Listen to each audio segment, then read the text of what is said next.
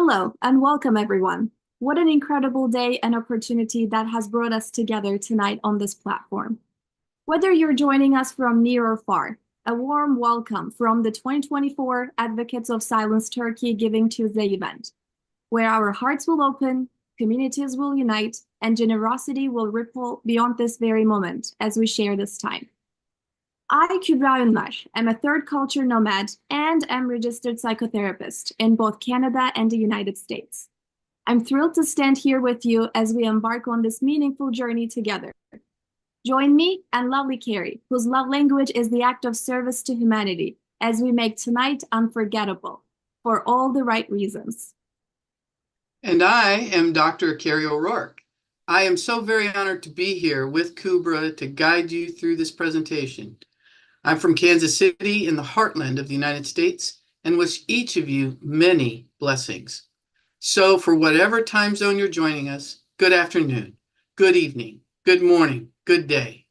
I would like to personally thank each of you, each and every one of you, for being here with us tonight or today or this morning. We are pleased to welcome you to our 2024 virtual fundraising event for Advocates of Silence Turkey. Who are we? Well, Kübra and I are members of AST, and Advocates of Silence Turkey is a 501c3 not-for-profit organization based in the United States and was established in July 2016. Since that fateful date, the Turkish government has unjustly and inhumanely imprisoned hundreds of thousands of individuals, including homemakers, teachers, NGO workers, academics, judges, prosecutors, soldiers, and journalists, all due to their affiliation with the Gülen or Hizmet movement. Hizmet means service in Turkish, and those affiliated with the movement are part of a civil society intended on building peace, a more peace-filled world through their collective good works. Once hailed as a model democracy, Turkey now silences dissent under an oppressive political regime. Mass incarceration and widespread human rights violations have become normalized. Under Erdogan's leadership, 187 media outlets were shut down and taken over by the regime. And 308 journalists are now political prisoners, with many others living in exile. Since the failed alleged coup attempt of July 15, 2016, human rights in Turkey have been stripped away, and respect for the dignity of human life has vanished within the government. We are a group of lawyers, judges, academics, journalists, and activists committed to defending democratic ideals and universal human rights, both throughout Turkey and the world. The victims of this genocide have endured tremendous hardship, and many have been imprisoned, detained, and tortured. In many instances, families have been separated, and unbelievably, infants and small children have been forced to accompany their mothers into the prisons. Thousands now live in exile as refugees around the world due to the current regime's abuses of authority and power. We are the Advocates of Silence Turkey, and we are determined to fight for the restoration of human rights and democracy in Turkey. We begin this Advocates of Silence Turkey fundraising event with a video message. This gives us each a chance to better understand the mission of AST and what AST is actively engaged in doing, and more importantly, how each of us can take action in concert with AST to make a difference. Today, we have invited 14 valuable speakers from different areas of the United States to show their thoughts and experiences of AST with you. Each of our guests will provide their own unique insight into AST's advocacy actions to demonstrate why this work is so vitally important.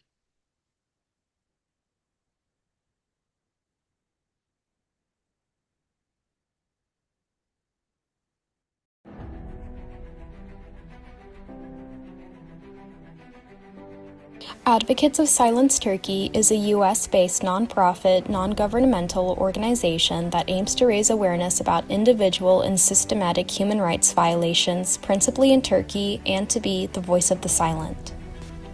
By taking the United Nations Universal Declaration of Human Rights as its reference, AST has waged a struggle since 2017 in cooperation with rights defenders, lawyers, academics, journalists, and hundreds of volunteers whose mission is to protect the innate rights of humanity, which is the basis of freedom, security, and justice. AST strives to be the voice of those who are silenced by sharing its extensive reports on rights violations with organizations such as the UN, the Council of Europe, and the European Court of Human Rights, as well as with human rights committees acting within the parliaments of numerous countries.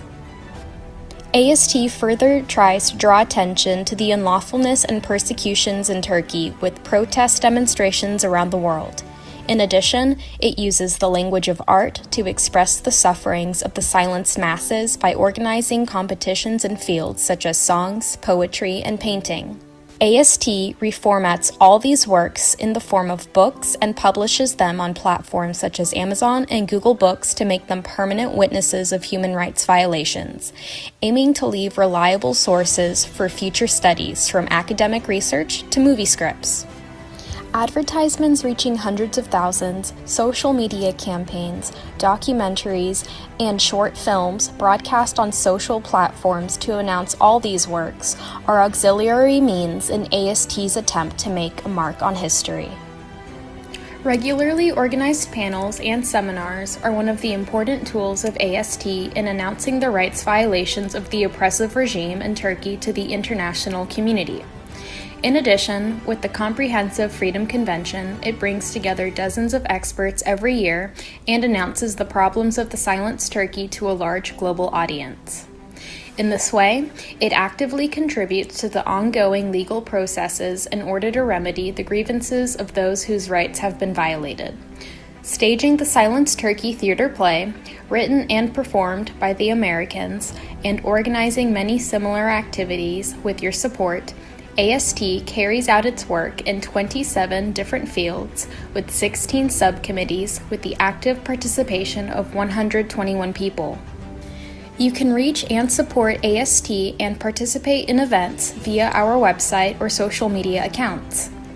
Let's not forget that we are the ones who will protect our rights. Let's not forget that injustice to an individual is injustice to humanity. This is why we are here and we are stronger together.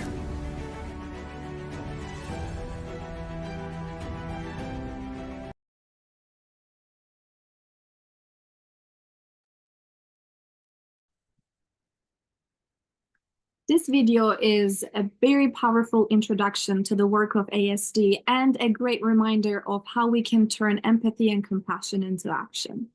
Speaking of which, here is how you can make a tangible difference tonight.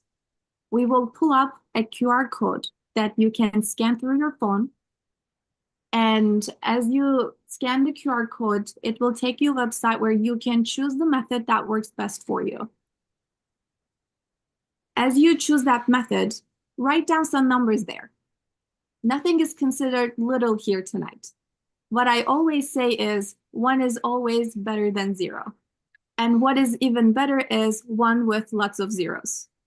No pressure, but the floor is yours. Every cent given will help us ensure that the stories are heard, rights are restored, and futures are brighter for the victims of this genocide. For all the contributions, thank you very much in advance. They will be greatly appreciated.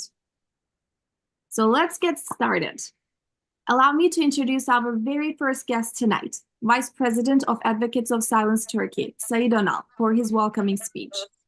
In addition to the AST Board of Directors, Sayed serves on the boards of several organizations and is the president of Turkish Cultural Center of Pennsylvania.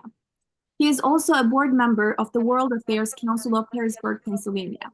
He is an active volunteer and defender of human rights, freedom, and the rule of law. Mr. Önal, welcome to this meaningful virtual event. Thank you, Kubra. That was great introduction. And also I like that idea. 1 is better than 0 and 0 after 1 is even better. Hopefully everybody got that clear message. Kari, thank you so much for the great start as well for this program. And I'd like to do my welcome speech. You guys are doing a great job. I want to just mention that again. Ladies and gentlemen, good evening and welcome to the Advocates of Silence Turkey annual fundraising program.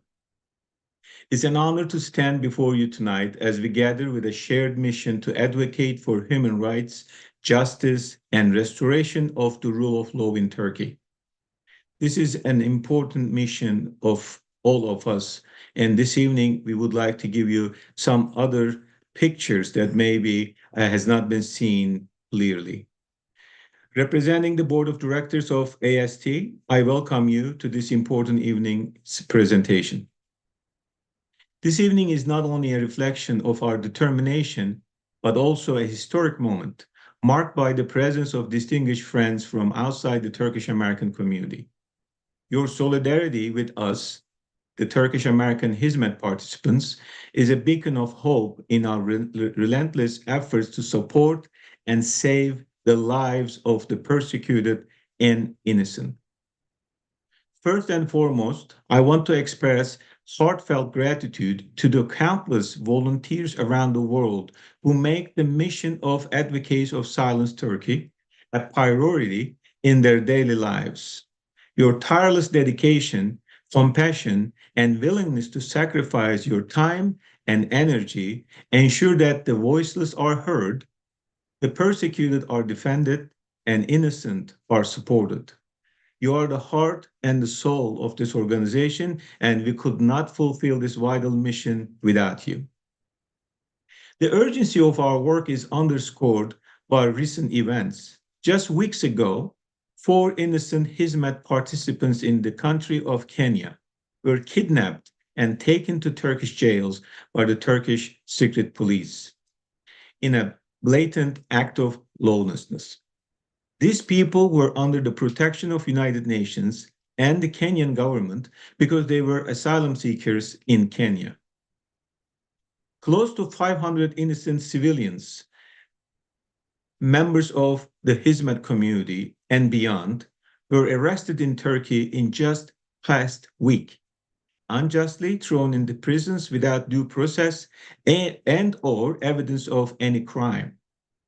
The persecution continues unabated as the regime seeks to dismantle not only individual lives, but the very principles of justice and human dignity.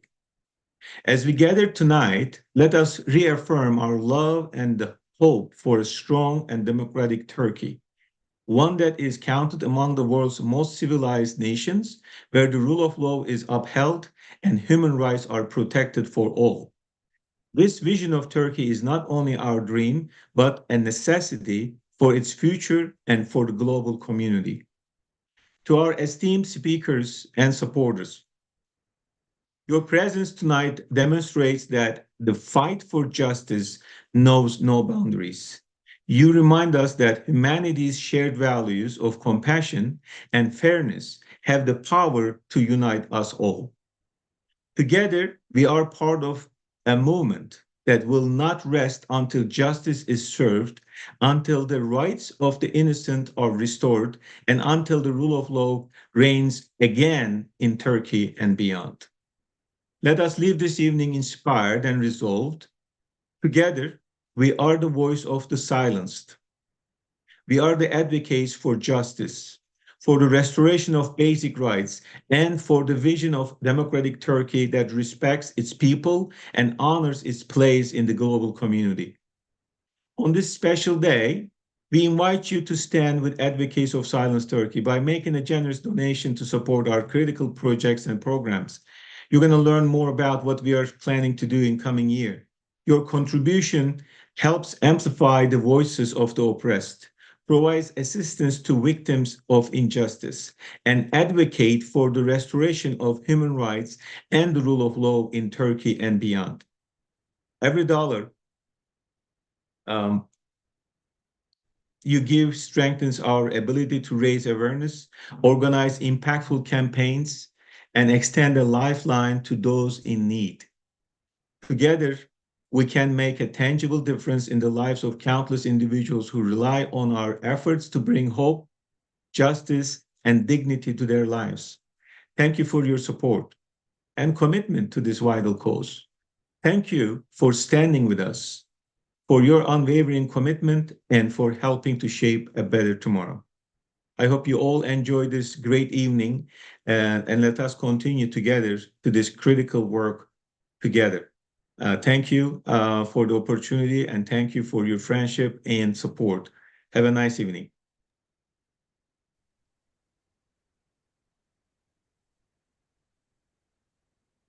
Thank you, Vice President, for emphasizing what it means to amplify the voices of the silenced.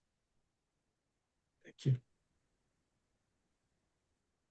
If we were to talk about how we, as a global community, are addressing these urgent issues, I would start with one of the closest upcoming key platforms driving this mission forward, which is the AST's Freedom Convention Turkey 2024.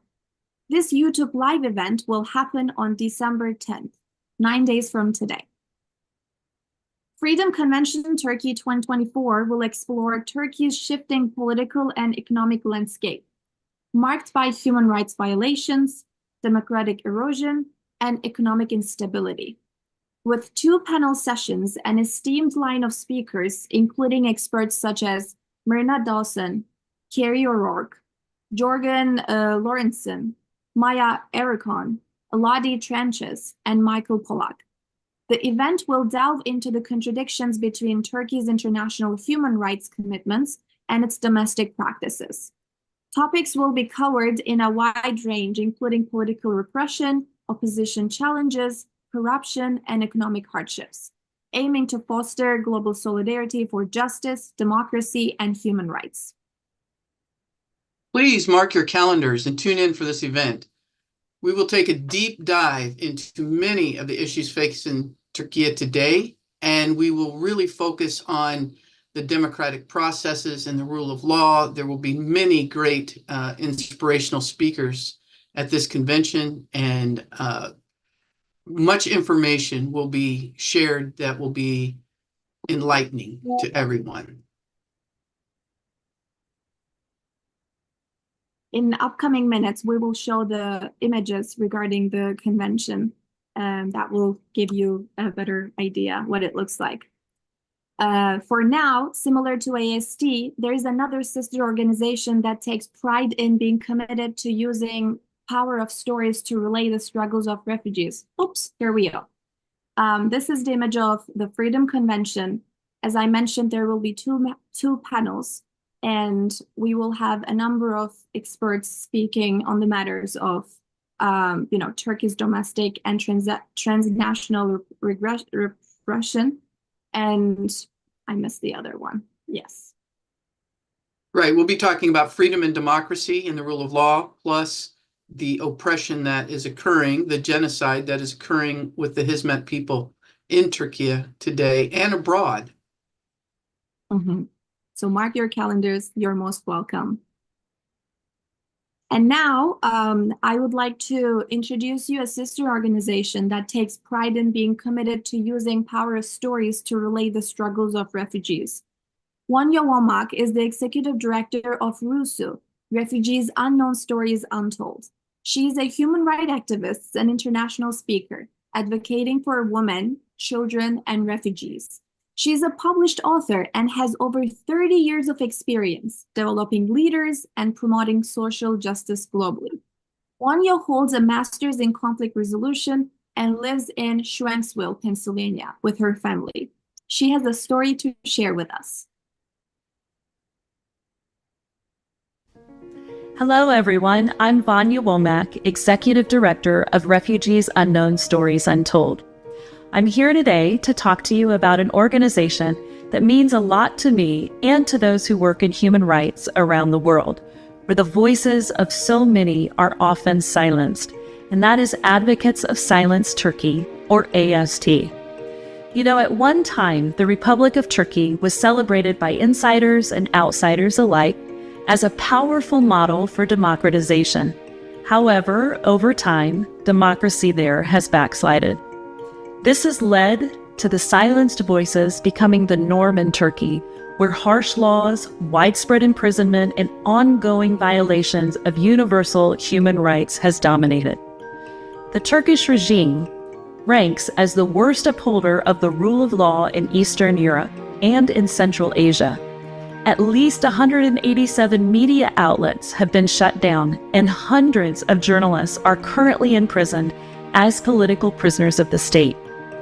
Human rights have been systemically eroded in Turkey, as well as the respect for human dignity. As a consultant for Advocates of Silence Turkey, I've witnessed firsthand the passion and the dedication of this remarkable organization. They're comprised of lawyers and judges, academics, journalists, and hundreds of activists around the world who cherish democratic ideals and universal human rights. They include prisoners of conscience that are wanted by Erdogan's regime, relatives of political prisoners, and victims who have lost their jobs, property, and lost loved ones. AST is on the front lines of this struggle, working continuously to amplify these silenced voices. Their programs not only raise awareness, but they also strive to influence policy change. They document the human rights abuses, provide crucial legal support for victims, and they engage in international advocacy, all of which are essential not just for Turkey, but for the global community. So when you support AST, you're investing in a future where the freedom of expression is a universal right.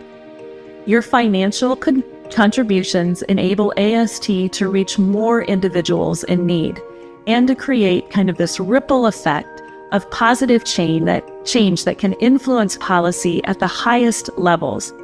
So imagine a world where every voice is heard. Your donations, regardless of the size, help amplify these efforts and ensure that the stories of those who have suffered are not forgotten. So join me on this day of giving. Donate today to the Advocates of Silence Turkey and help shine a light on those who have been pushed into the shadows. Together, we can advocate for justice and for human rights, not only in Turkey, but across the globe. So thank you for your support and believing in a world where every voice matters. Please support AST.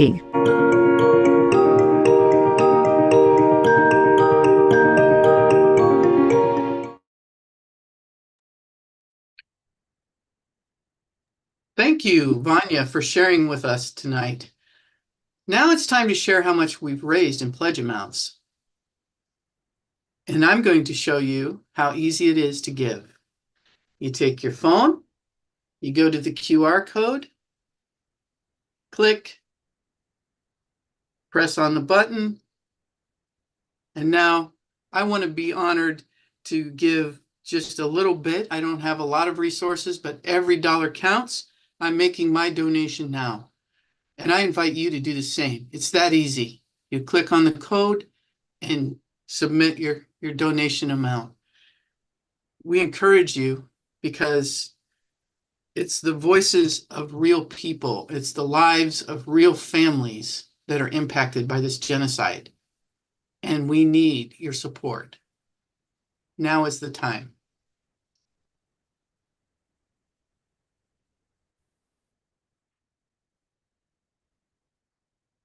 So what are you thinking, Kubra? Are we making it?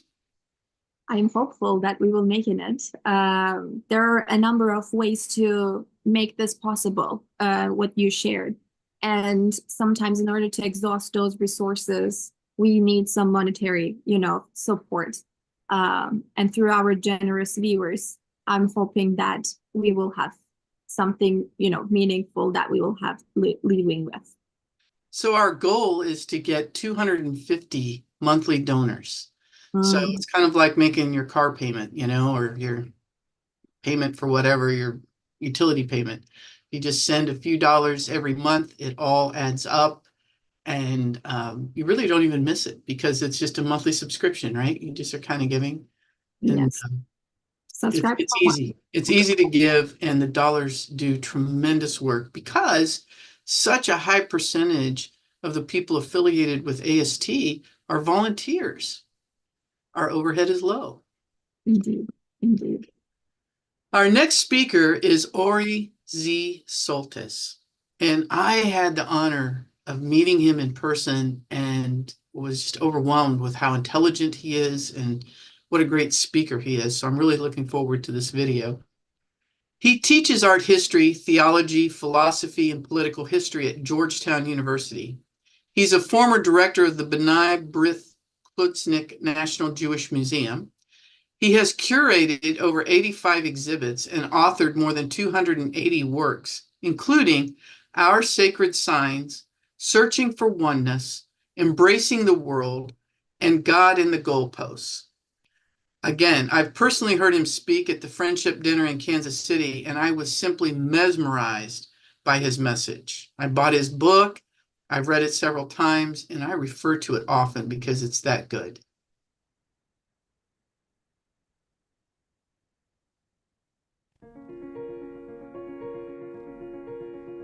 I'm someone who has been involved with Turkey for many, many decades. I've studied it, I've taught it, I've lectured about it, I've written about it. And I have followed its history from the time of the Hittites to the present time, and found it an immensely rich and enriching experience to be connected to Turkey. That connection was exponentially expanded 15 or so years ago, when I first became acquainted with the Hizmet movement.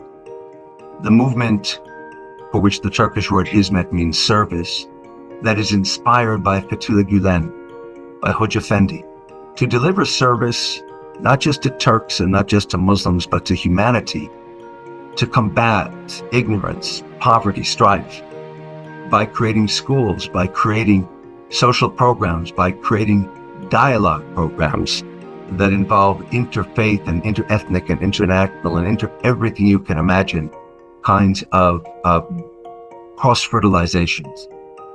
I was privileged to have met Hoca Efendi myself, and it was an extraordinary moment for me because he proved to be even more than what I expected, having observed him, you might say, from a distance, by having read what he had written and read what others had written about him. I found him extraordinarily intellectual, humble, charismatic, personable, all the things you can imagine and more that I can't really put into words, characterized how he was. And of course, I was, as with so many others, immensely saddened by his passing not long ago, even as at the same time, I am encouraged and happy by the fact that from his perspective as a Sufi, he's returned to the beloved source. So it's a source of happiness, his passing, not a source of sadness. It's a source of happiness to see how the movement that he has inspired has extended over 160 countries to provide education and to struggle against poverty and to provide interfaith and intercultural and interethnic dialogue for members of humanity of all sorts and all stripes. I'm saddened, of course, not just by his passing, that I will never have a chance to speak with him again. I'm saddened by the fact that so many of those who come along who would want to speak to him won't be able to in person. So the sadness and the joy are, as it were, counterbalance. Who he was, what he was, where he's gone to, and where the Hizmet movement has come to are all an agglomeration that create an extraordinary, beautiful, and colorful tapestry. My sense of Hizmet has gone through phases, you might say. First, of coming to understand it, becoming one who embraces it, becoming one who is so enthusiastic about it, someone who is intimately involved with it.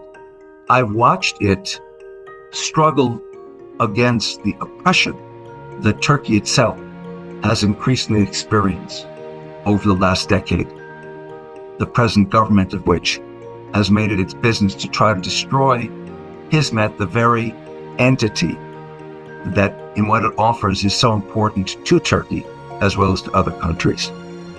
I saw in July 2016 the claim of a failed coup with which Hizmet was said to have been involved. In fact, it was a fake coup, and Mr. Erdogan himself had created it, and everything about how it was conducted makes it clear that this was so, that the fake coup of July 2016 resonates from echoes from the fake burning of the Reichstag in February of 1933. Fake in the sense that Mr. Hitler blamed the communists, blamed the Jews. It was his own Nazi party that did it. It was Erdogan who brought about that fake coup. So it has become an increasingly important issue to be aware of, not just the oppression of his men, but more broadly, anyone and everyone who appears to Mr. Erdogan's paranoid, self-centered, egocentric, narcissistic, sociopathic ideology to be against him is someone whom he tries to attack. And so many, many more Turks have been tortured, have been put into prison, have been exiled, have been killed than per capita in any other country on the planet.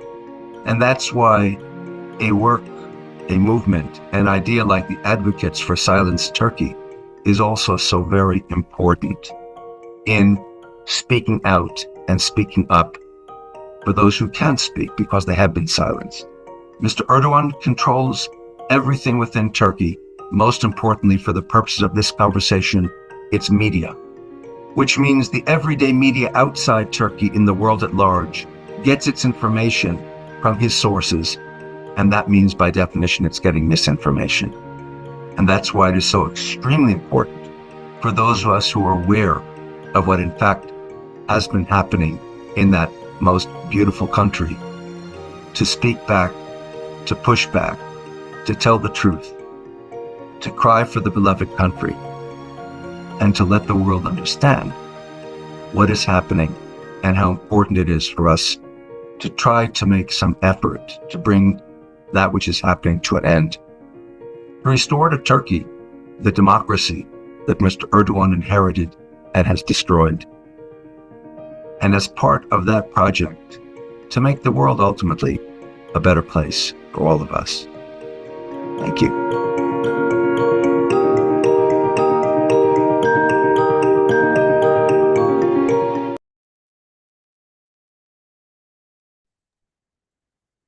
I told you he was good. I know. In fact, like I met him a number of times, and his presence is very serene, peaceful, and very impactful.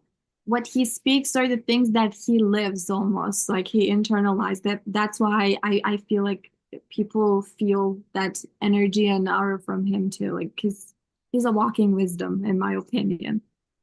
Yeah, I just couldn't get enough of listening to what he had to say and reading his work. I'm in awe of him. Very much so. And he's also a board member of Rumi Forum, where I worked for 2 years. It's an intra and interfaith organization. He's great. I really look up to him. Okay, now I would like to talk about a wonderful exhibit. When this exhibit was first announced, I remember thinking to myself, I wonder if they will come here, referring to Canada. Not gonna lie, with a hint of envy, because they were doing a number of tours in the States and there was no announcement that they would be coming up here. However, when I heard and learned that they would be coming here this year, I was so excited that I could hardly contain myself. I went there and I brought like 2 friends along with me too.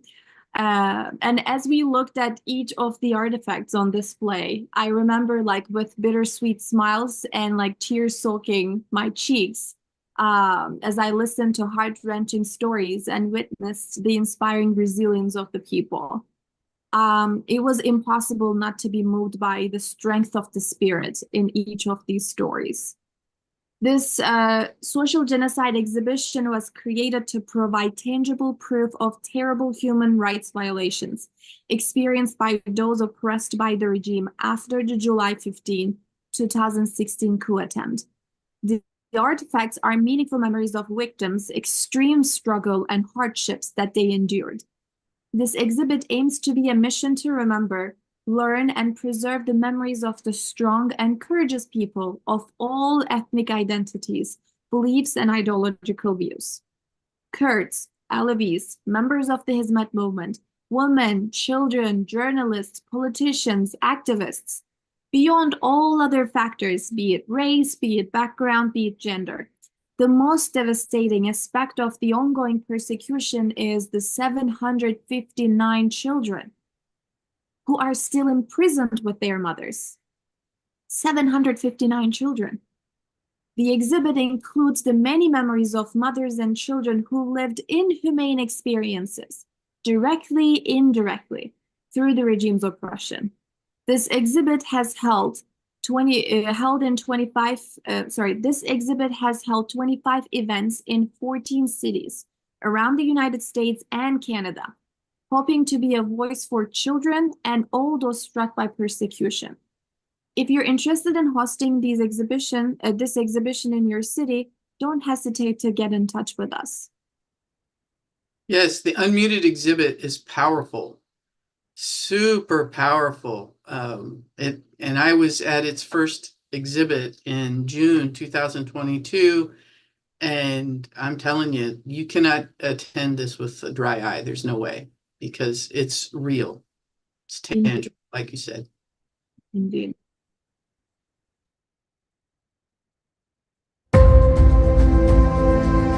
Before it got so bad, the people that I met through Hizmet were the most loving and gracious and kind and generous and graceful people that I've ever met. And I can't imagine how that could be a threat. It just doesn't make any sense.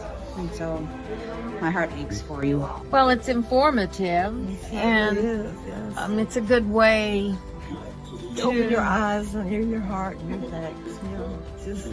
to share with people that have no idea, because I really didn't know anything about it. Powerful, and it's personal. I think that's the first thing that I would say, is that it brings. I did not know this existed before today, which breaks my heart. Through organizing like this, we say don't agonize, organize. So I believe that organizing, taking our feelings of anger and frustration, putting them into action, and gathering people to build political will and people power is, I think, very effective in pushing back against this kind of abuse of power. Hopefully they get out of jail very fast so they can meet their family. I want to say I'm honored to be part of this such a good event, and all of the stories that are heard today, I hope everybody reaches freedom one day. Say that injustice is painful, it lasts, but eventually will end.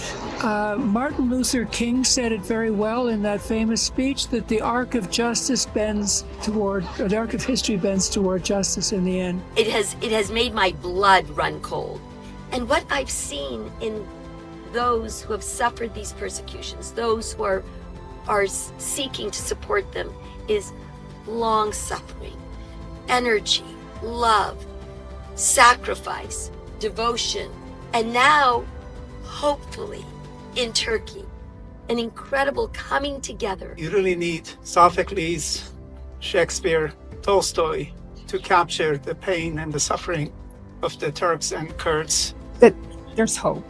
And when they talked about the fear, the young people need to, keep moving on, keep trying, and where there's hope. It's hard to forget any of them, but the mother and her 3 children drowning across the river, I think, how can one forget that?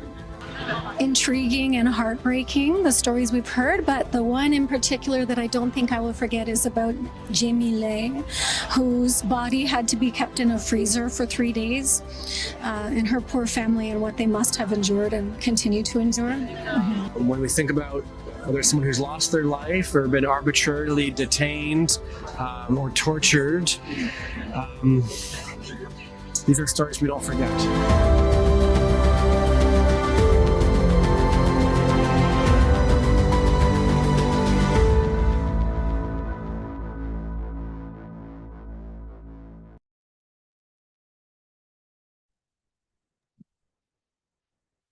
I was just tearing up as I was watching the video, like all the memories were coming up, and this exhibit is something that cannot be explained enough. Like, it has to be experienced. And you know how the saying goes, a picture is worth like 1,000 words.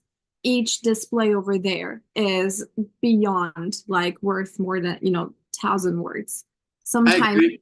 I so agree with you. It's amazing that when we brought the exhibit to Kansas City, I really pushed for that because I said we have to get this information outside of the Turkish community. And, one of the women said, I had no idea this was happening, right? I didn't know. And I think that's part of the media control is nobody knows about what's happening there. And the only way we know about it is through this advocacy group, these advocacy groups, and being the voice for the people who cannot speak up. And it's amazing the spread. It's been through Canada and the United States and many places, and we'd love to bring it home to you. So if your city would like to host it, your church or your synagogue or your mosque would like to host it, please get in contact with us. It's amazing. And you can sense the sentiments and emotions in people's like voices and faces and the message that they give. On its own, it's very like touching. And yeah, I hope everyone who's watching gets to, view that exhibit at least once in their lifetime. Yeah, you can't walk, I was standing next to one frame, waiting for the first one to go. I was the MC there and I was standing there and a woman came up to me who spoke only Turkish and I speak only English. I don't speak Turkish. But she pointed to that frame and it was like a jean jacket inside that frame. And she said, that belonged to my brother. Oh. I cried immediately. And the only thing I could do for her was to give her a hug and say, I commit myself to working hard to make sure your brother is not forgotten. And every one of them had a family attached to them. I don't know what else can I say on top of it. Yeah.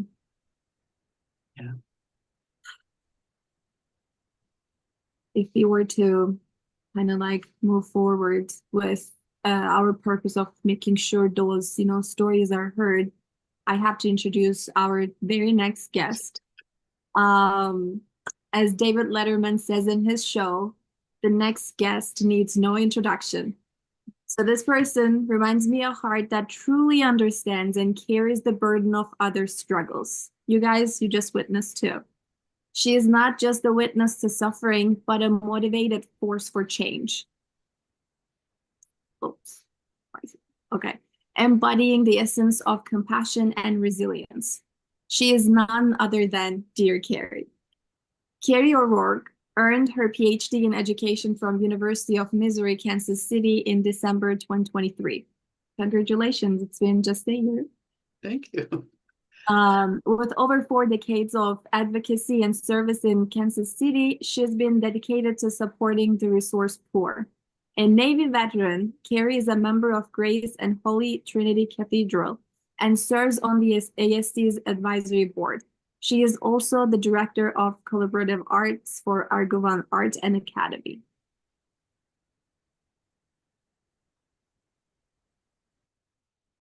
First met the Hizmet people at an iftar at our church. And I sat across from a family and was talking to a man I'd never met before. And I couldn't believe his story. I was like, why have I never heard about this? Why do I not know about this? And one thing led to another, and I got invited to their home for dinner, and I got to know them more, and I wanted to learn more about it. And so I started studying it, and the more I found out about it, the more I just really couldn't believe what I was hearing. I really couldn't believe what was happening in Turkey and why I had never heard about it in the United States. Why didn't I know this was happening? My deep commitment to education. I found that many of the people being persecuted in this genocide that's occurring to the Hizmet people are educators. And so that's where I jumped into the research for my dissertation. And I started collecting oral histories. I started collecting stories. But most importantly, what I uncovered really, really hit a raw nerve inside of me, because it's overwhelming to me as a Christian person to know that this persecution is happening. And I've had dinner with the people who have been persecuted. And once I've gotten to know them, I consider them part of my family, part of my extended family. And I just couldn't not have that story be told. And that's really what started the whole commitment to really working hard as an advocate for the organization AST, Advocates of Silence Turkey. Invited me to teach a 6-week English class, and that has turned into 4 years every Saturday and Sunday morning. I teach an online English class to our Turkish friends. Some are still in Turkey, some are refugees abroad, and that has been very meaningful to me. And I just feel like it's really important that I continue to support them in any way I can. And so that's where it's all part of being part of the global family, being part of the world, and knowing that when an injustice occurs in one part of the body, that the whole body suffers. The Unmuted exhibit came out of efforts that were organized by Aslihan and a group of her volunteers and friends, a dedicated group in New Jersey, that event in New Jersey, and that I was invited to be the MC. And as I walked through there, again, I just was overwhelmed with emotion when I saw all of these items. I mean, everything you looked at was precious. It was precious to somebody's family member. It was a precious thing. And I remember I was standing there, and a woman came up to me, and she didn't speak English very well. And as everybody pretty much knows who knows me, I don't speak any Turkish, or I speak very little Turkish. And it's kind of a funny thing because I'm very close to the Turkish community, but I haven't mastered Turkish yet. Anyway, I'm standing there, and this beautiful woman comes up, and she points to one of the frames, and she says, "That belonged to my brother. That was my brother's." And I looked at her, and I was just bawling. I was crying on the inside. What could I say to her? The only thing I could do was to hug her. And I hugged her, and I hugged her tight. And she leaned into it to let her know that I cared, that her brother had been killed. But what I walked away with, besides the emotion, was this can't stay in the Turkish community. This information, this experience can't stay in the Turkish community. And so I said to Aslihan and her friends, I said, we have to bring this to Kansas City. We have to bring this out into the community. Americans need to know about this.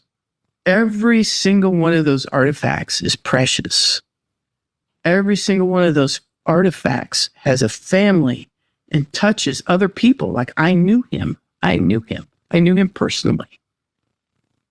That means something. That means something to somebody. And then when the people came to see it,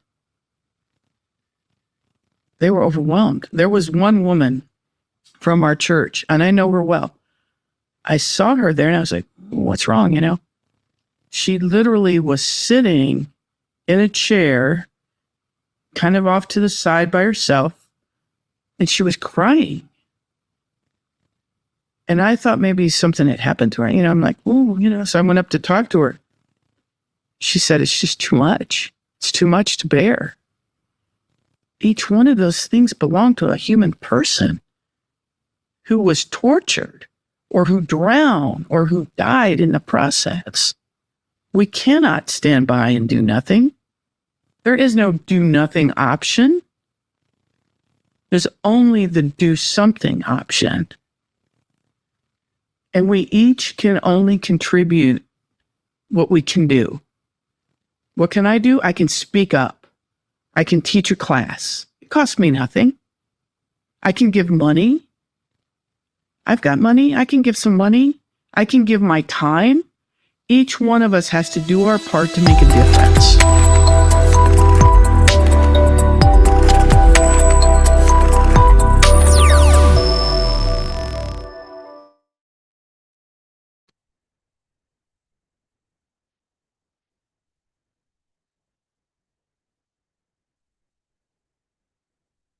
Carrie, my attention span is known to be like very short. But today, so far, all the videos, even though they're on speed one, like normal speed and no fast forwarding, like I am locked in.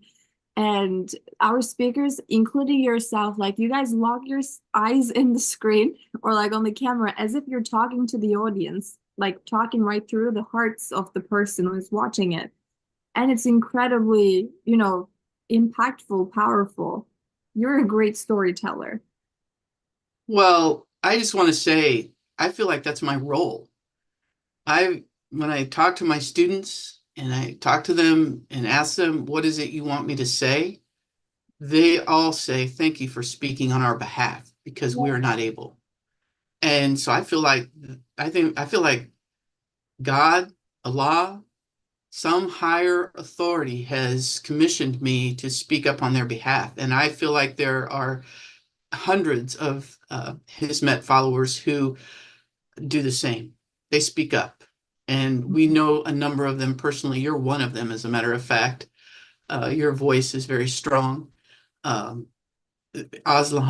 Hafsa, Osman, Murat, Ayub. The list is very, very long. I shouldn't even start listing names because I'm going to leave somebody out. But when I talk to the people in Turkey and I talk to the people who are refugees abroad, they all ask me to pass along this message. And it's thank you.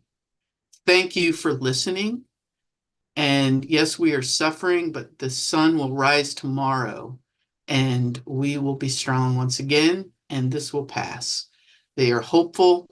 They're working hard to do whatever they can do.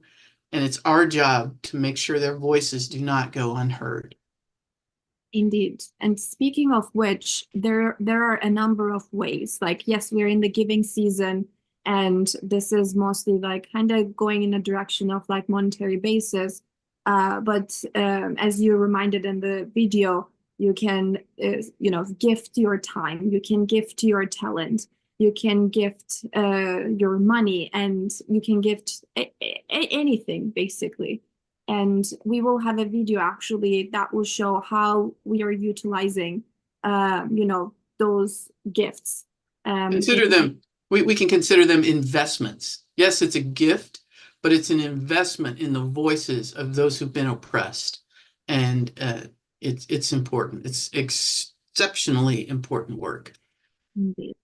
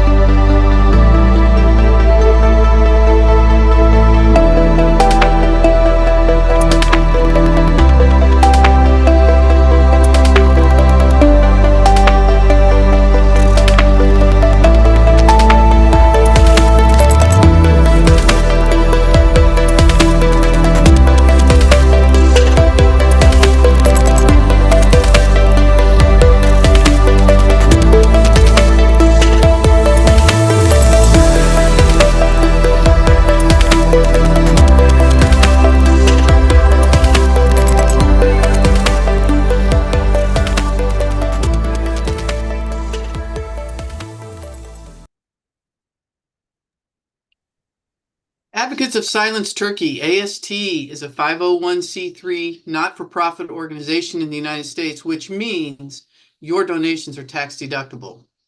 These donations allow us to continue shining a light on the torture of political prisoners, the deprivation of fundamental human rights to law-abiding citizens, the plight of innocent women, children, babies, and elderly people in prisons. Each and every donation, each and every dollar is critical to enable our work to continue. If you want to donate now, you can find the donation link on your screen. You can also find it in the YouTube comments section. And there's several different ways you can donate. You can just go straight, become a monthly donor, which we would encourage you to do. Then it's just automatic and it's part of your tithe. You can go through PayPal, Patreon, ZELLE. Every dollar matters. And through those dollars, the lives of the persecuted, the tortured, and the repressed matters, makes their life matter. A friend of mine once told me, and he was kind of like, it hadn't been too long since he came to America. And one of the things he said is that I think one of the American culture is subscription, culture of any form, any sort, like be it magazine, be it like shopping. And I'm like, when I heard like our kind of like pledges or goal is to hit 250 monthly subscribers, I'm like, you know what? You hit the subscription and you'll forget about it. And this is kind of like a subscription that, as you said, it's an investment for both this world and kind of like hereafter, if you believe. And it's such a thing is like you put one and you get like 10 in return, or like many people get tens and hundreds and thousands in return. So maybe if you're one of those that are that is known for like making subscriptions, let this be one of the things that you subscribe for good cause, of course. As Christians, we call it tithing.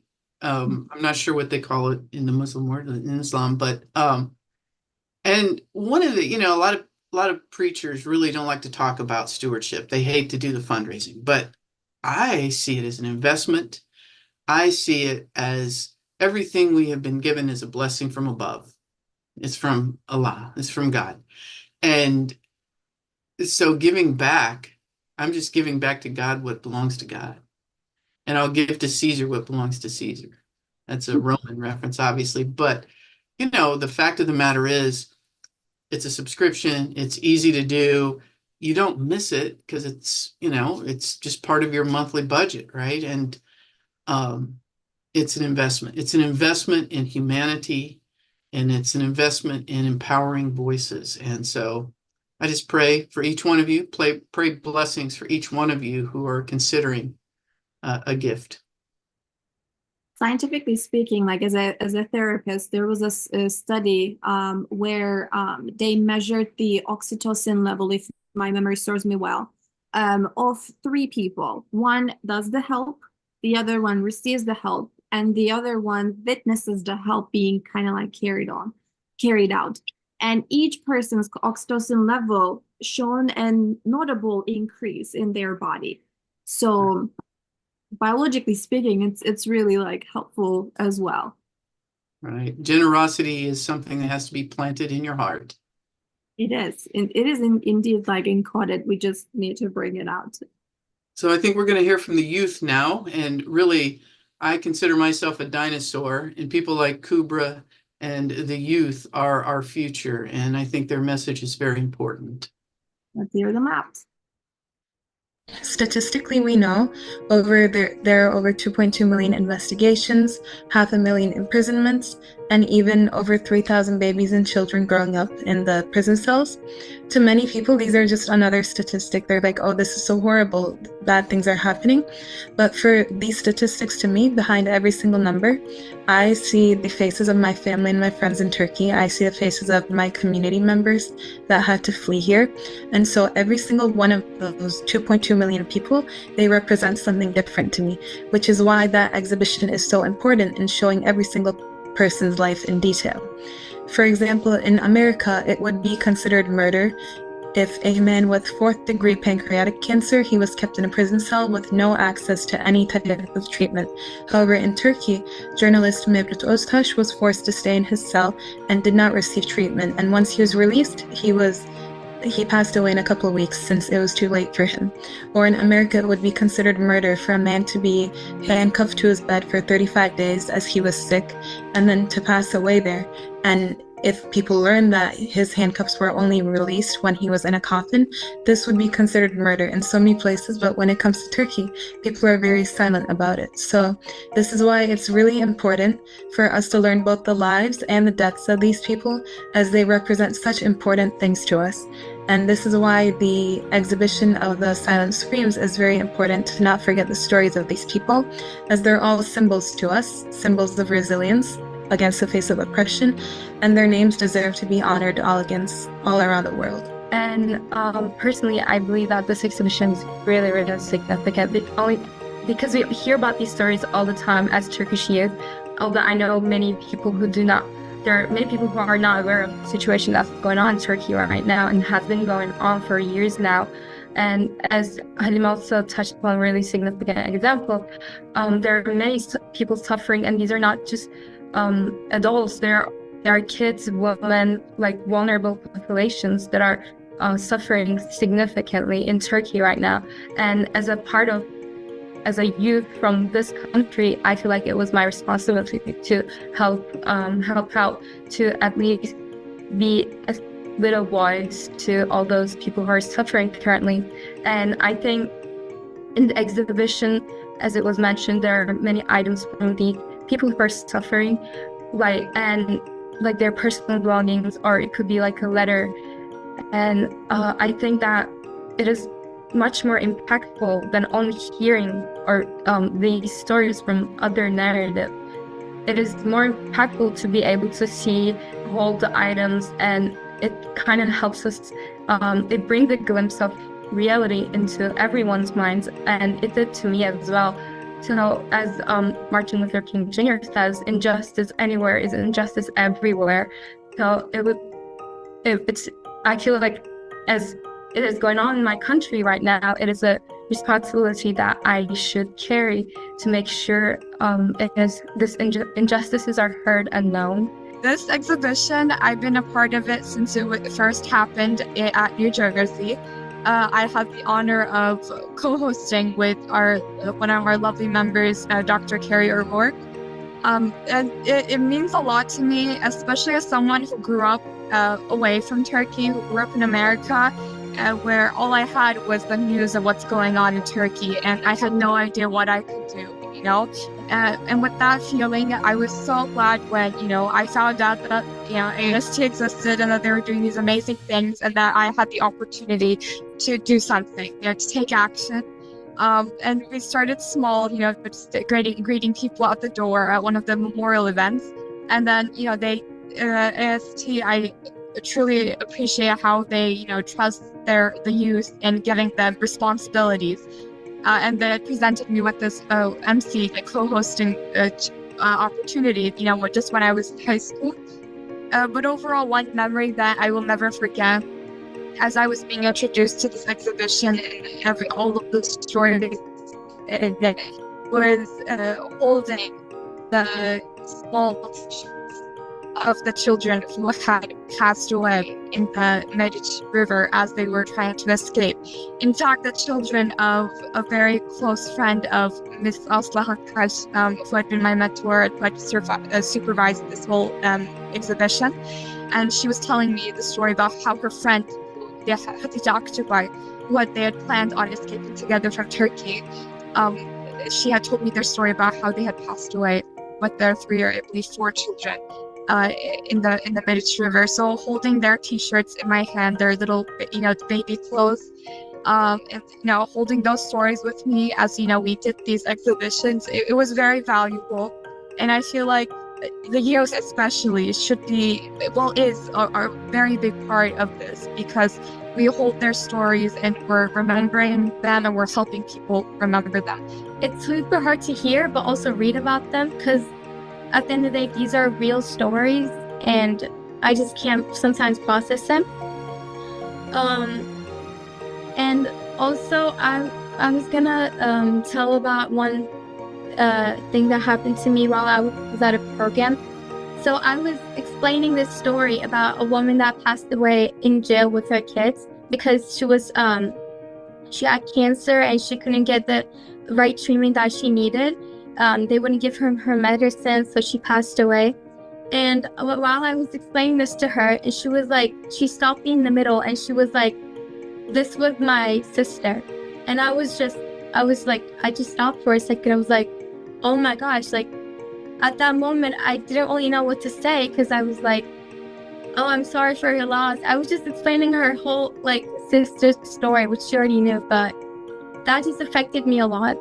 And at the end, you know, I just gave her a hug. She gave me a hug and she was like, thank you for doing this and stuff. So I think it's really important for especially like people in our age to go out and explain these types of stories.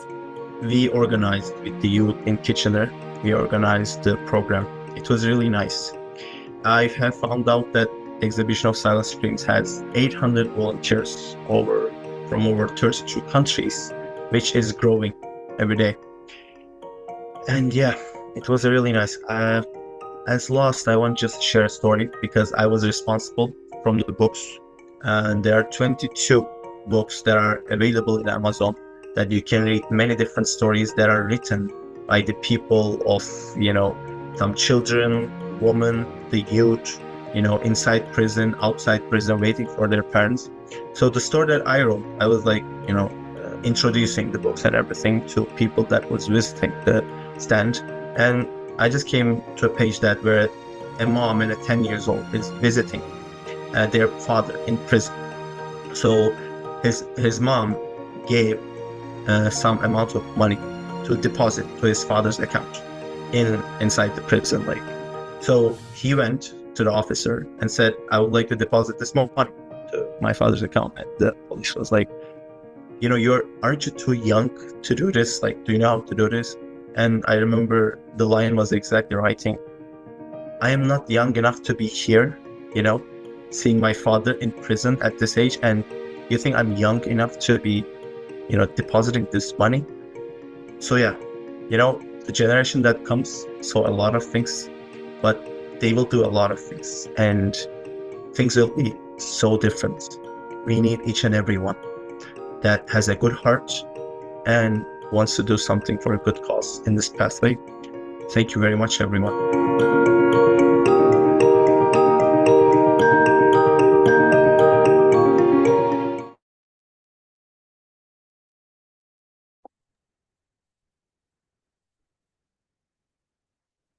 Who says like there's an age to do good and who says like there's an amount to do good. As the saying goes, like the best time was then and the second best time is now. And yeah, 7 to 70, like when I was watching the youth, I'm like, there is a big volunteer, group behind the scenes working so hard. And we hardly know each other, Carrie. Like, I know you know a lot of people than me probably in AST's, group, but everyone is going after the shared purpose. And even though I don't know these people, I still feel connected somehow, some way. Yeah, I have met so many amazing people. I've traveled around with the exhibit some and then here in Kansas City and, every single Hizmet person I have met has been sincerely dedicated to good works. I'm just like, wow. Sometimes I wonder, especially with the youth that have been impacted directly by this, how can you pick your head up off the pillow sometimes? It's so sad, but they're hopeful. They look for the future. They're resilient, they're hopeful, and this trauma that they've experienced will motivate them. I'm confident will motivate them to move forward and make a better world. And that's why we have to support them and we have to make these voices heard. Indeed. And it would be such a pity if you were to miss out on all these and many more events. And one of the ways to ensure that doesn't happen, and so you see more about the ASD's work, projects, and upcoming events, Please go ahead and subscribe to AST's social media accounts. You can check AST's website.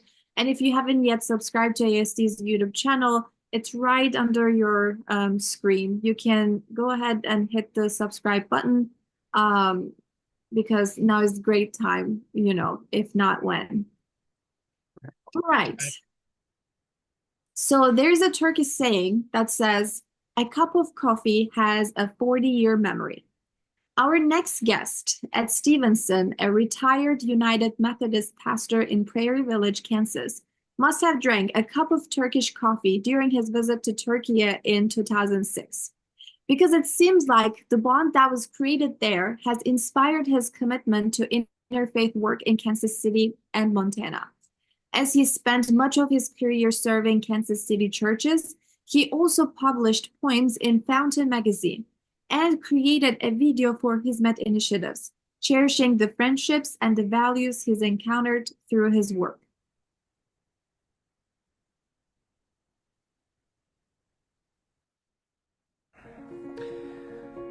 Good day. My name is Ed Stevenson. I want to talk with you about AST, Advocates of Silence Turkey, and ask you to contribute to their work in seeking justice and assistance for the thousands of law-abiding Turkish citizens whose lives have been torn apart by the current Turkish government. Who in Turkey has been silenced?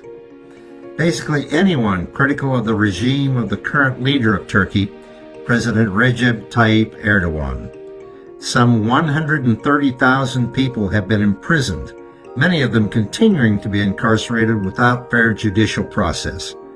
Many of these persons have been kept in overcrowded jails with poor sanitation, poor food, and abusive prison personnel. Many, including pregnant mothers, have been denied needed medical treatment. Many have been tortured and/or sexually abused. Some have been murdered. Over 70,000 people from the Army, the educational sector, legal sector, and civil service have been suspended or dismissed from their jobs, and over 1,700 community associations have been shut down, all without fair judicial process. Last year, more than 100,000 Turkish citizens applied for asylum in the European Union. Since 2020, in the U.S. alone, some 32,000 Turks have applied for humanitarian asylum. All this has been documented by such organizations as Human Rights Watch, Amnesty International, and the United Nations Committee on Human Rights. What are the Advocates of Silence Turkey doing about all this?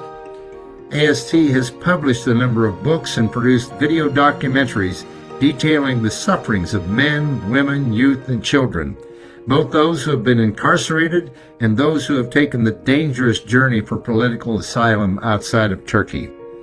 A recent documentary in all this, The Other Children, has been recognized at the Cannes Film Festival as the best human rights documentary of 2024. Advocates of Silence Turkey has developed a number of programs providing support to Turkish political refugees in Europe and America. Mental health support for post-traumatic stress, legal support for applying to asylum, help in learning a second language. In addition, AST has been active in providing simple and not so simple community support and friendship.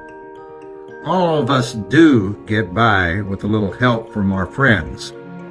So I ask you, be a friend to those who have been persecuted simply for helping develop community institutions and a community serving movement.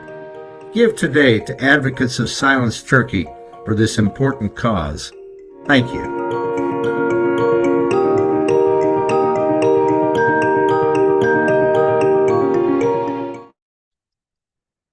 I love Ed Stevenson.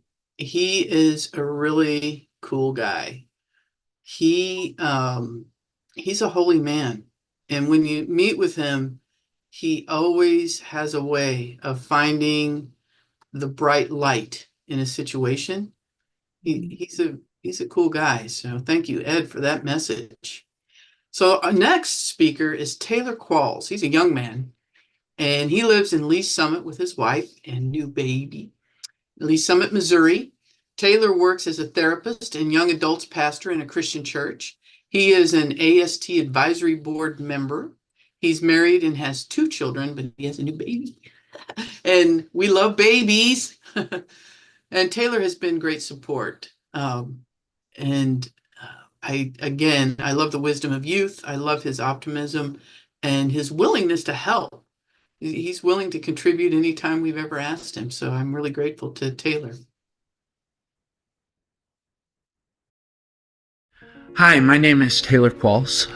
I've been volunteering with AST for it's got to be about 4 years now, doing everything from joining in marches for Women's Day and playing music for events, helping organize things, and doing a little bit of traveling around to show my support. All that to say, there's a lot of ways to get involved. I'm a writer, and I've put to use writing and editing skills. Lots of ways to get involved and support AST, which to me has become something that's incredibly important as I've made friends in the Turkish community here in the United States and heard stories and come to love so many of these people. It's something that I can't not do, to be honest. And I'm a new parent. I get involved in the ways that I can, which is not maybe all ways as much as I wish, but I always feel that the contributions I can make are just deeply appreciated. And it's been such a good experience getting to be involved with these wonderful people. Giving is obviously another incredibly important way that those of us who have those resources can help. So I encourage everybody to give and get involved how you can. It's rewarding, it's beautiful, and enjoyable to get to be involved with and know these beautiful people. Thanks.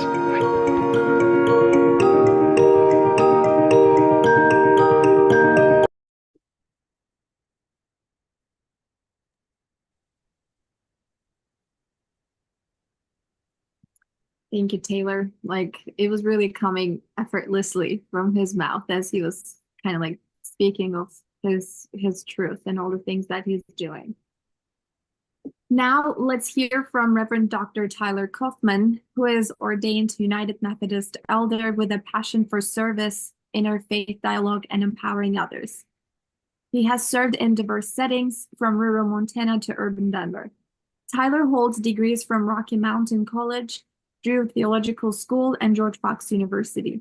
He enjoys outdoor activities and spending time with his son, Theodore.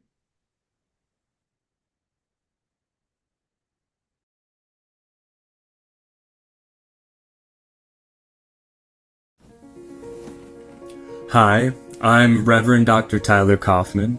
I'm an ordained Methodist pastor. As a Christian, I believe all people are created in the image of God and have the right to live with dignity and experience love and belonging and pursue the fullness of life that God intends for them, regardless of their background, circumstances, or beliefs. And I seek out friendships with people from diverse backgrounds that desire to make this world a better place for all people.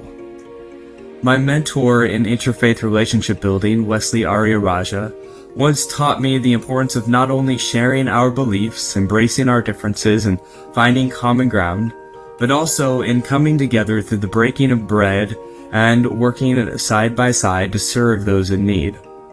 Some of the most powerful and meaningful friendships I have uncovered through this work of service are those from within the Hizmet community. My Muslim Hizmet friends lead acts of service and host festivals that foster community harmony, promote peace, and example compassion for all. Despite their deep commitment to acts of service and nonviolence, the Hizmet people are facing persecution, especially in their native country of Turkey. It would be easy to become bitter, jaded, and hopeless given all the attacks they've faced. Yet these individuals remain steadfast in their commitment to the prospering of humanity as a whole. That's why it is so easy for me to find kinship with them and participate in the things that they do. This year, the Hizmet people lost their leader, Fethullah Gulen, who was a great advocate for peace through compassionate action. This Giving Tuesday, I invite you to honor his legacy and the work of these amazing people by supporting the mission of Advocates of Silence Turkey with a special gift. Join us as we continue the work of peace together.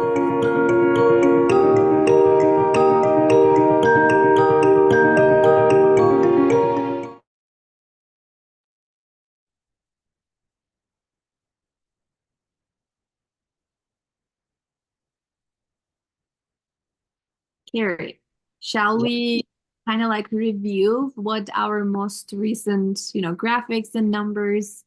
Just Uh-huh. heard about it. Sorry? We got, I'm sorry, we just heard about it. We just heard that we now have 55 monthly subscribers. That is amazing. It is. Thank you so much. Please consider becoming a subscriber. I truly had faith in our supporters and how generous they were going to be. So excited. 55 monthly donors. Awesome. Yes. And I just got a message from one of the refugees who are living in Europe. He's tuning in at midnight his time. And he's online watching, and he wants everyone to know that he currently is separated from his family. He fled Turkey. He had a 20-year prison sentence. He was facing a 20-year prison sentence. And while he had previously been detained, things were not good in the detention when he was there. And so when he had the opportunity to leave, he did. And he's praying, and he would like each of us to say a prayer for this man and his family, that he can be reunited with them and that they can get the visas they need to be able to come and join him, because he's got 2 teenage children and his wife is trying to raise them by herself. That's a handful, and of course they miss their dad, and families need to be together. That's bottom line. Families need to be together. So in that light, we're about to see a little trailer for the documentary, The Other Children. And it sheds lights on the lives of families who suffered under Turkey's state of emergency and decree laws. Despite a climate of fear, the documentary shares the heartbreaking stories of 13 children. And by the way, I would challenge anyone to watch this video and not get a tear in their eye, because the children speak from their heart. 3 children lost their lives and are illuminated in this video, and 10 courageously speak out during the video and just talk very simply about what it was like for their mother or their father to be, for the knock to come on the door and the police to come in, the soldiers to come in and take their parents away. It's horrific. It's horrific. So this documentary reveals their struggles with marginalization, separation from their parents, prison visits, and it offers a powerful and emotional glimpse into their reality. Through stories like Betul Sivelik, who died after visiting her imprisoned father, Ahmet Buran Atach, who longed for his jailed father while he was dying from cancer, and children risking their lives crossing the Meriç River, the film amplifies their voices and raises awareness to their plight. Heartfelt thanks to over 50 dedicated volunteers from Advocates of Silence Turkey. This documentary has been screened in cities worldwide. In fact, it was screened here this morning in Kansas City at St. Andrews.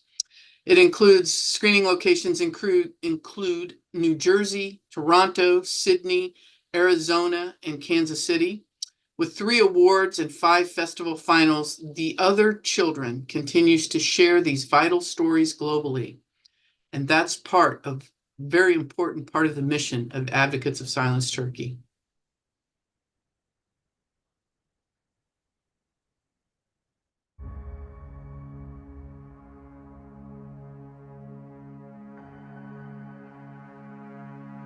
The teams that went to the area found the bodies of 1 woman and 2 children. 8 people attempting to cross into Greece illegally were swept away by the cold waters of the Merrick River when their boat capsized. The bodies found by the teams had identification belonging to Ais Abdurrezzaq and her 2 children, Halil Munir and Abdulkadir Enes. The Abdurrezzaq family was accompanied in the boat by Faretin Dogan and Asli Dogan with their child Ibrahim Salim Dogan.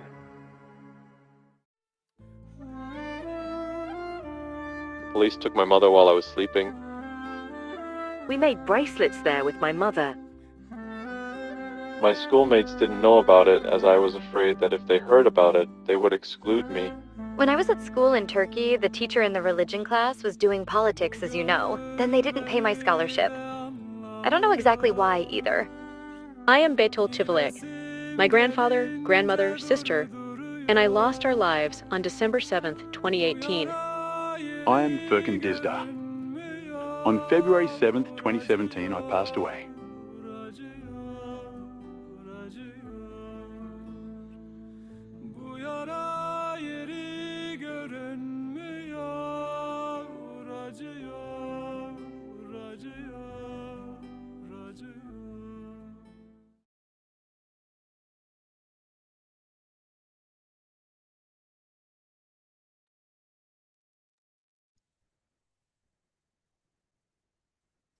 That documentary is very powerful. It is. And it's just one of many things that AST is involved in. We have books, we have speaking engagements, we have the unmuted exhibit, the social genocide exhibit, and now it has a permanent home in New Jersey, and there are over 400 artifacts stored there. We have the Freedom Convention coming up, hosting as many events as possible to get the word out. And the books are amazing. And I had the honor to meet Mina Leila. She's a beautiful woman, and she has a way of telling a story. She's a journalist who was persecuted in Turkey and is now in the United States, but she's amazing. And I think I've read all of her books, all of the ones that have been translated into English, and I feel very honored to have had that opportunity. I'm still under the influence of the trailer, and I'm trying to like pull my face together back. I'm looking forward to watching the documentary. I will find a way to watch it for sure. Well, we can make arrangements for it to be hosted in every city. Any city that would like to host it as a adult education opportunity in their church or their mosque or their synagogue, or just in a community center. We like to facilitate that so that we can have discussion with it in case people have questions, because it's really a challenging video to watch, because when kids tell their story of abuse, your heart cannot do anything but be moved. Yeah, I'm having a lot of like light bulbs in my head already as to like how I can find the documentary and kind of like get it watched here. We'll do for sure. Okay.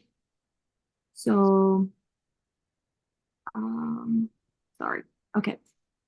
When a ship sails, the voyage wouldn't feel safe without a compass. If AST were a ship, its compass would have been the board, ensuring it stays on course towards its mission, success, and stability. The AST Advisory Board is a dedicated coalition of advocates and community leaders who are deeply committed to supporting the people of Hizmet movement in Turkey and to serving as a strong, compassionate voice on their behalf. With representatives from states including Texas, New York, Arizona, Washington, and numerous cities across Kansas and Missouri, the board brings together a wide range of perspectives and expertise. United by a mission rooted in justice, human rights, and solidarity, the AST Advisory Board actively engages in raising awareness, promoting social justice, and fostering positive change for those impacted by political and social challenges in Turkey. Through collaborative efforts, they aim to build a network of support, amplify marginalized voices, and champion the values of dignity and freedom for all.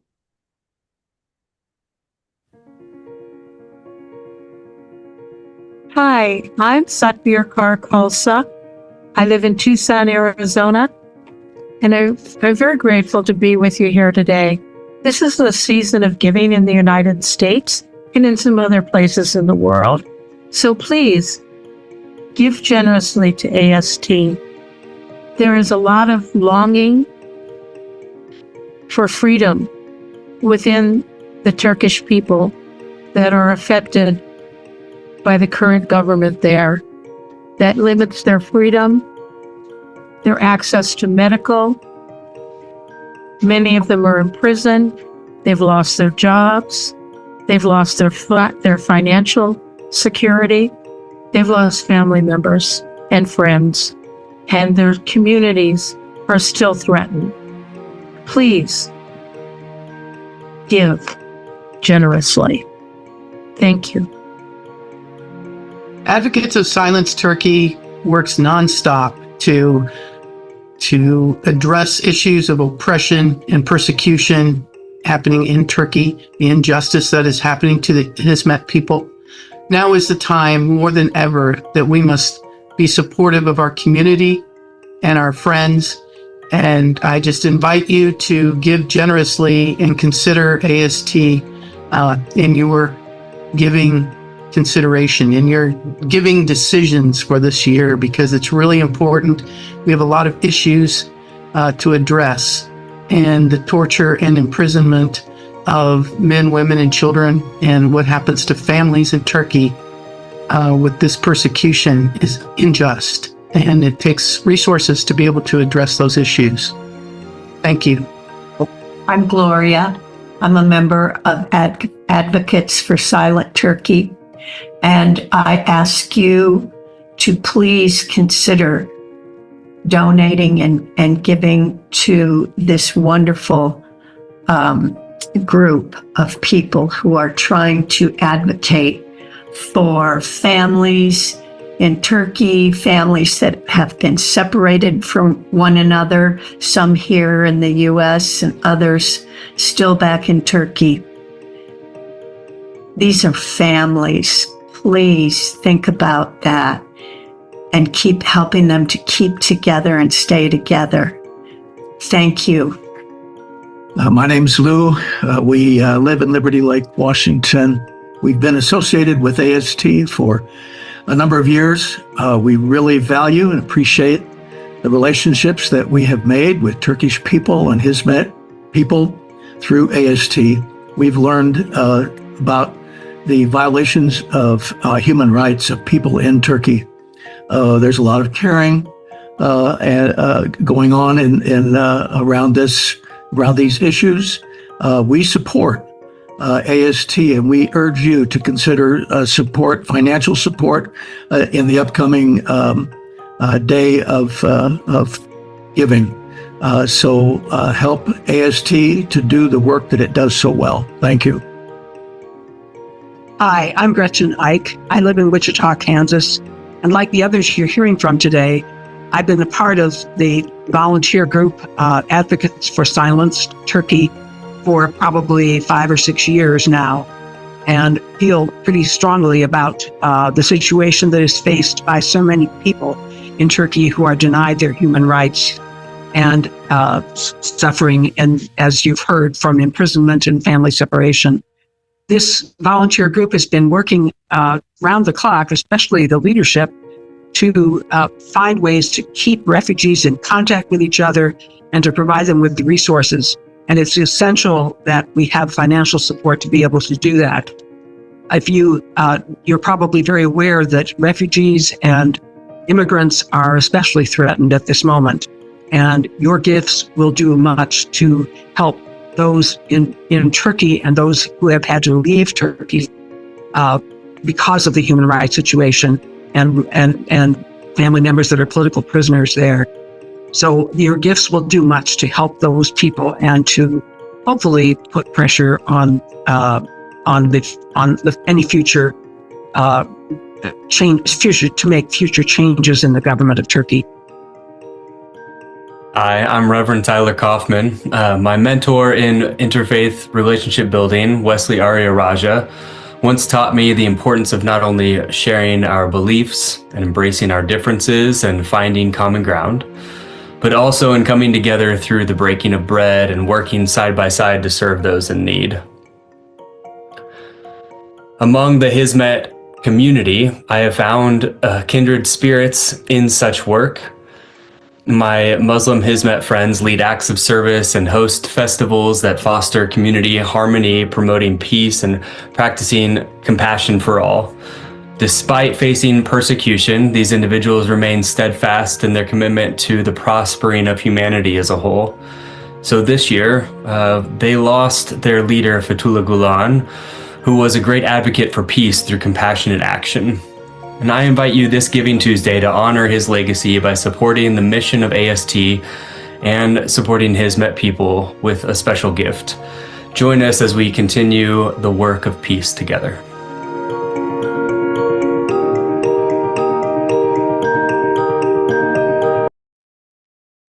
So I hope you're not getting tired of hearing from me, because I'm on the Advocates of Silenced Turkey Advisory Board, as well as several other things. Our advisory board, we meet monthly, and very active group, and we're nationwide because we're spread all over the place. I think, as far as I understand it, we're the only American advisory group to AST, meaning native born in America, in the United States or Canada. We call ourselves the Unturks because we're not Turkish. Anyway, so we've gotten some amazing news, Kubra. You can break it. Yes, so our monthly donor numbers has risen from 50 to 73. And awesome, like, thank you everyone. And we just received pledges in the chat of like $150. Can we get somebody to match that? We are almost. That's a great challenge. Can we challenge someone, please match that donation of $150? We are almost coming towards the end of our day. And we would really love to see someone, match that. And there are also other donors in the chat that are dropping. I saw like $60 and $50 if my memory serves me well. So heartfelt thanks. Well, it takes a lot to produce the books and the documentaries and to travel the exhibit around. It takes a lot of resources, and people have been very generous. I've seen the generosity of people just go crazy. I mean, it's just like, wow, because people believe in the mission. The reports and books are available on Amazon and on Google. And many of them have been translated into English, so that's helpful. Unless, of course, you read Turkish, then they have the Turkish books. So we have it in both languages. It's bilingual. And the books are amazing. The publications are amazing. I have a box of them. I keep a box of them, and I take them to different events. And I have little tabs all over the place. Little little Post-it note tabs and little stickers sticking out, because I've highlighted, there are just stories in there that are like, read this line and then just meditate on that one line, and wow, and there's hundreds of them. So it's amazing. Yeah. And just to put things into perspective, to produce a book, it's just on its own, like, it has several stages. Somebody needs to interview the person. Sometimes it happens virtually, and sometimes it happens to like in person. And you need a number of technological gadgets for that, to make things professional. And someone needs to transcribe and translate, the video. And it doesn't, end there. And then someone else needs to edit the data to complete the stories in the book to be published. So. Well, and the thing is, you can't just use Google Translate, because Google Translate does not work with Turkish very well. So it's not like you can just click a button and go poof, it's translated into English. Somebody has to read it. Somebody has to make sense out of it. Some of the things I've translated that, from Turkish, I'm like, what? That is, my car goes backwards in the rain. that's not what you were saying at all. I mean, he was like, well, how did Google Translate get that out of the, anyway. So, yeah, so it takes a lot of work, and it takes a lot of teamwork. And that's one of the really cool things about AST is people seem to have put egos aside and, their egos aside so that they can work together. We have tech people all around. We have people volunteering to help make videos, to help make some of the artwork. The artwork is amazing, and I mean, isn't our background beautiful? And, Musin made that. Thank you, Musin. By the way, it's his birthday today, so everybody say happy birthday. Yeah, and it's just amazing. So I think he's going to share with us now the video on the reports, but it takes a village, and it's a big village here to help get all this working. And I want to give shout out to all of them.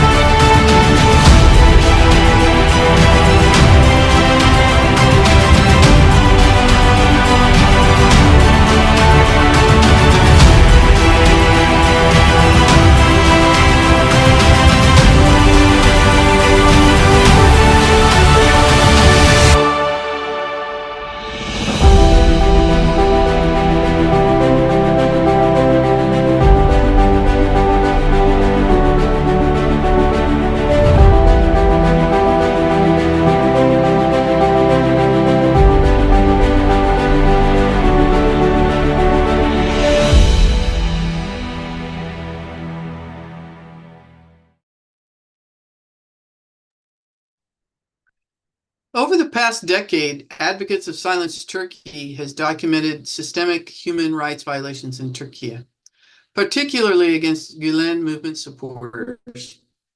Drawing on findings from respected organizations like the UN, the European Court of Human Rights, and Freedom House, AST highlights the Erdogan regime's deteriorating human rights record. AST's reports expose mass imprisonments, torture, and arbitrary detention, which includes pregnant women and children forced to live in deplorable conditions within the prisons.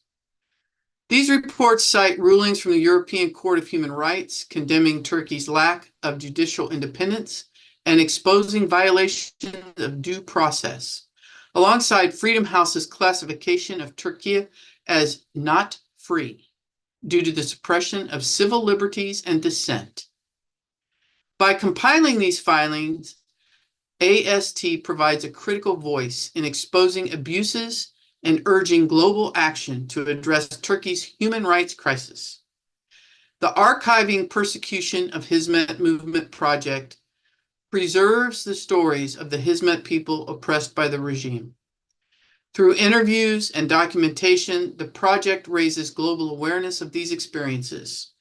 Achievements include more than 300 audio files and more than 1,200 hours of interviews, more than 100 written stories and 15 published books, poetry collections and graphic novels, documentaries like The Other Children and Children's Stories, art for human rights, and research publications.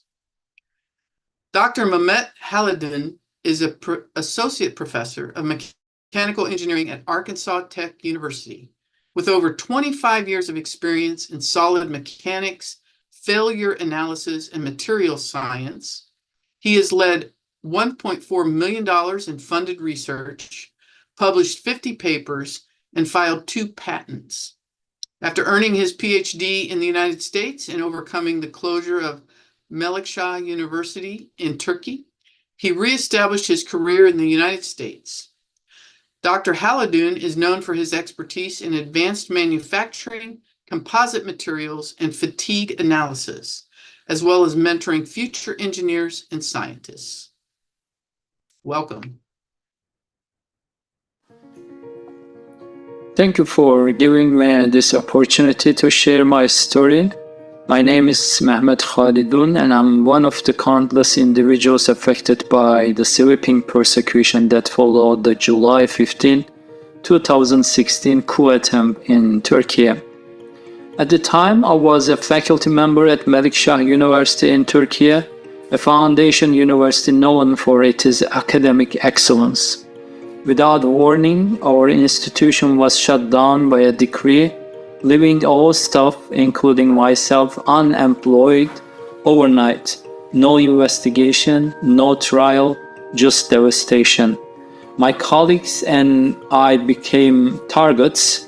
Some were imprisoned under inhumane conditions, while others were left jobless, restricted to what felt like house arrest, burdened by uncertainty and fear. In the face of this oppression, I was fortunate to find refuge in the US.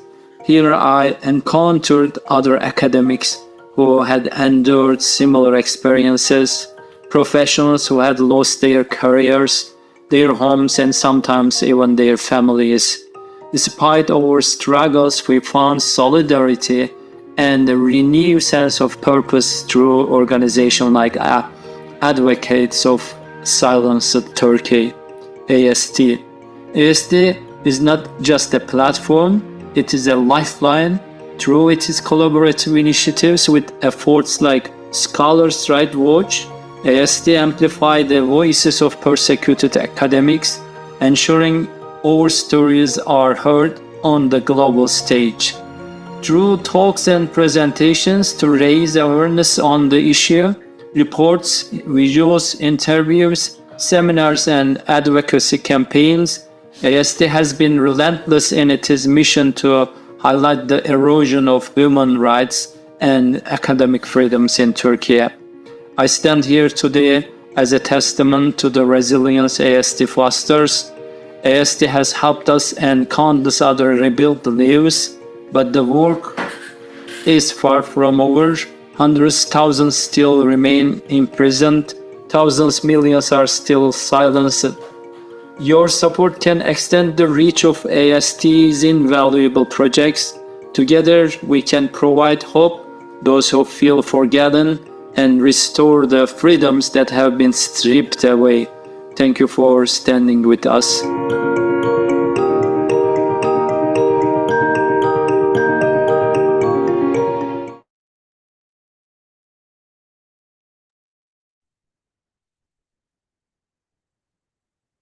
Okay. Thank you, Dr. Mehmet Halidun. I would like to say we've had so far 337 views on our YouTube channel. So I really want to extend heartfelt thanks to like each one of you. It's the season of gratitude. It's the season of giving. Happy belated Thanksgiving, because like Canada celebrates Thanksgiving before the States. I'm not sure if you guys celebrate it yet. But happy belated, if not happy Thanksgiving to all of you. So grateful for each one of you.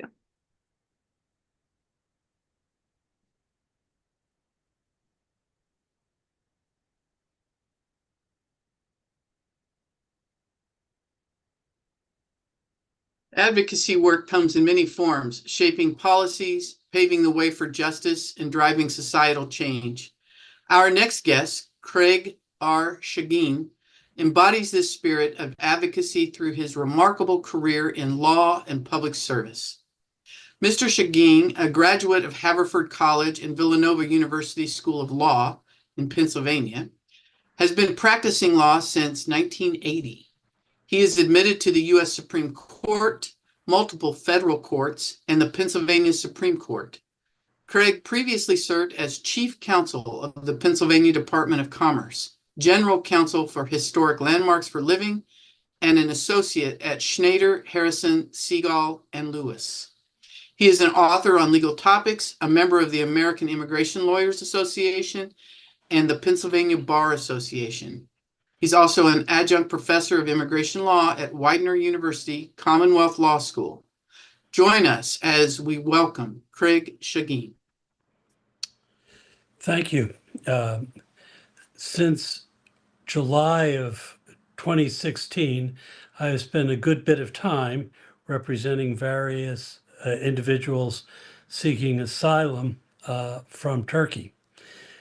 Initially, those people I met and came in contact with were, I would say, would best be characterized as totally surprised by the fact that there were warrants for their arrest in Turkey, or that family members had been arrested in Turkey and they were warned not to come home.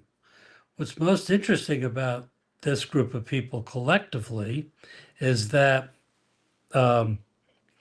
they often were of the type of people that you would not expect to be generally persecuted in a society.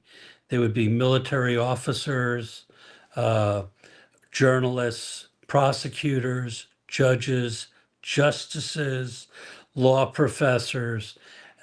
So it was stunning how quickly a society could reject what would basically be classified, I would say, as sort of the intelligentsia of the society, ranging from professors like the one we just saw to prosecutors who were at the height of their career. I very much depended on the Advocates for Silenced Turkey to get literature and other information to inform courts as to what was going on in Turkey. It's a sad commentary that more is needed just to get basic messages out of what it is like to turn off the intellectual beating heart of a country. I would point out, sadly, that Turkey today is not alone in this regard, that we see a general retrenchment in many European countries where either extreme right-wing groups are taking over the government, or there is more pushback on the liberal small L aspects of society: rule of law, intellectual freedom, tolerance of other religions, tolerance of other people. And this to me is very shocking and a threat to everybody who cares about these things as a human being. And it's even happened in the United States, where we see a general conservative trend where our former values are being rejected, perhaps for a variety of reasons, but nonetheless threatening the ability of a society to think and communicate. I strongly support AST and would ask you to support them as well, because I think they're one organization that serves not only its own function, that is to be advocates for a silenced Turkey, but also as an example in other countries where they're going to have to be doing the same thing if we are going to maintain a world that has as a cornerstone of what civilization is, that type of tolerance and acceptance that liberal societies have managed to achieve. It also creates a great deal of productivity in those societies, because if there's one thing we've learned, it's a variety of views that lead us to a place of greater intellectual understanding. So I would strongly support, I do strongly support AST myself, and would ask you to as well, because I think it is a very worthwhile organization.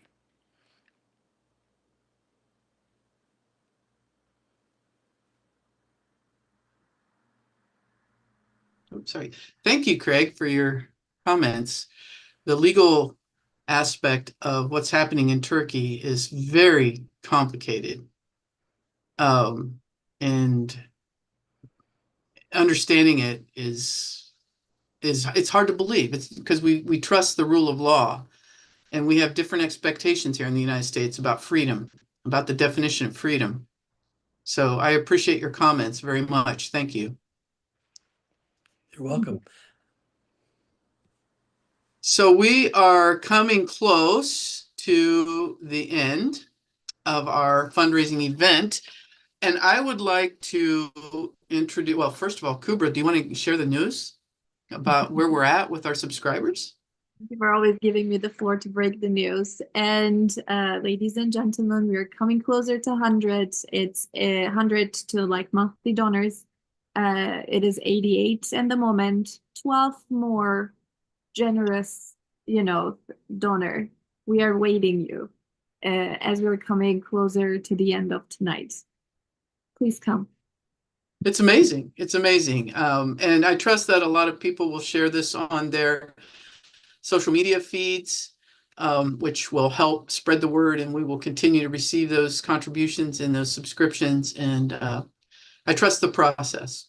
So our closing remarks come from the CEO of AST, Osman, and he is an amazing man. He has an amazing vita, basically. He's the CEO of Advocates of Silenced Turkey, which is headquartered in Fairfield, New Jersey. And before joining this organization just recently in 2024, he served as the CEO of Embrace Relief Foundation for 11 years, from 2013 to 24. And then before that, another 13 years, I guess, he was executive director in other nonprofits, including charter schools and the Federation of Balkan American Associations in New Jersey. He also serves as the vice president of the FBI Newark Citizens Academy Alumni Association, which is interesting to me. I want to know more about that. Osman holds a master's degree in nonprofit administration from Louisiana State University, LSU, and a Bachelor of Science in Biology from Marmara University in Istanbul. And Osman, I welcome you and thank you so much for your leadership and your investment in. He's totally committed to teamwork, and I love his style of leadership. And I welcome you now. Thank you, Kari, for your beautiful introduction. And good evening, distinguished volunteers, supporters, advocates of Silenced Turkey. As many of you know, and Kari also mentioned, I joined Advocates of Silenced Turkey in July 2024. Tonight, I would like to take a moment to express my heartfelt gratitude to our board of directors and our wonderful staff for their support during my transition. Every day at AST has been an incredible learning experience, and I am deeply inspired by the work we do together.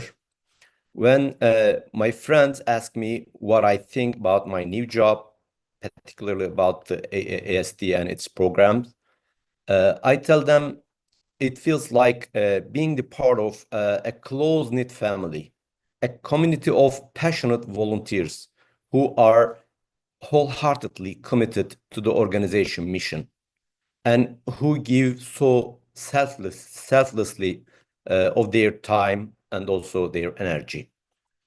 Dear friends, tonight we have come together not only to learn about the Advocates of Silence Turkey's future plans, but also to generously contribute the support necessary to fulfill its vital mission. As Kari already mentioned, please share this message with your friends from your social media accounts and make also others know about what Advocates of Silence Turkey is doing and what we need, what we are trying to accomplish. We have added more than 80 new subscribers to our monthly donors today. I'm very grateful. I would like to extend a special thank to Kari and Kübra for serving as our MC this evening and for their continuous and invaluable support to ASD. I am also deeply grateful to our board member and fundraising director, Eyüp Esen, and also Muhsin, everyone else who take part in organizing this wonderful event. I greet each of you from the bottom of my heart and thank you for standing with us on this journey. Thank you very much. And thank you, Osman, and all the people who shared tonight. It's just been amazing. Kübra, bring us to a close. Let's do it. The 2 hour, I don't know how it passed. It's within the blink of an eye. We are at the end of Advocates Silence Turkey's 2024 virtual fundraising night. It's been an honor to be among such accomplished and motivated individuals across the United States and different parts of Europe. Heartfelt thank you to each one of you. Tonight, we were able to share what AST has done since its establishment and what it will do in the future. On behalf of AST's family, Carrie and I would like to thank each and every one of you for your patience and support tonight. We wish you all a very good morning, afternoon, and evening. And I would like to bless each person who is listening and ask that you be filled with compassion and your heart overflowing with joy, and that you just reach out and do what you can do. And I'm so grateful to the many, many, many people who make AST a thriving organization. Thank you.